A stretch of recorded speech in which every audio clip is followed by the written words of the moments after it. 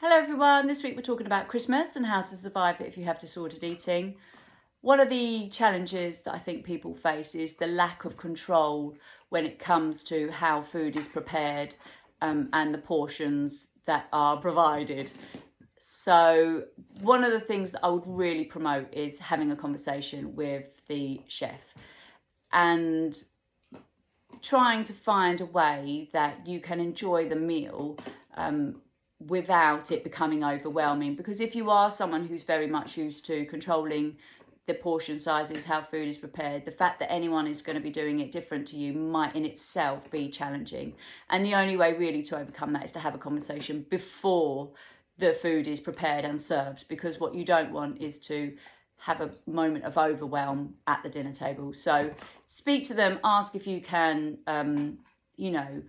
ask how they're preparing their meals, or just say, look, can you just give me enough that I will be able to eat it, because I wouldn't want to leave any. And equally, I don't want to eat it when I'm not really hungry out of politeness. And I'm sure that if you're clear with your communication before the day, that would be much more appreciated than potentially crosswords at the dinner table.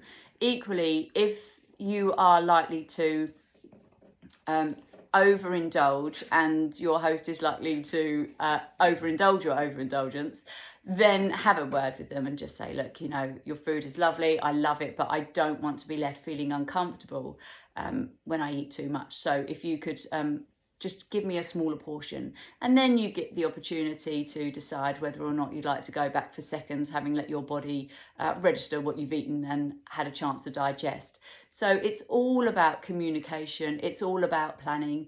If someone is doing something that you can't deal with because it sets it sets your triggers, for example, I remember the idea of lard and goose fat would almost make me cry when I was poorly. And now I'm much happier with those things, because I do appreciate their taste different and beautiful. But if that is something that you just cannot deal with, then make sure that you communicate that with the chef. And I'm sure that they wouldn't mind just doing it in olive oil, or preparing some plain potatoes, if that's really what's going to upset you. But be mindful about what it is that is really going to upset you. Don't create unnecessary food rules and give your chef too much work to do. Just think about what you can do to help the situation, so that you're not going to struggle when it comes to enjoying the family meal. And communicate that with the chef. And if you are the chef and you know that you've got someone at the table that might struggle, then don't be afraid to reach out to them and say, look, I know Christmas is going to be a challenge and you're going to find it hard. What can I do to make it easier for you?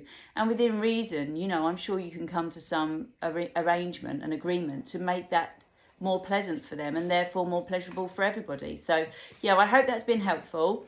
If you have anything that you'd like to add, or any questions that you've got, or any other tips that might be useful to anyone, please feel free to comment. I'd really love to hear from you. Take care, everyone. Have a good day.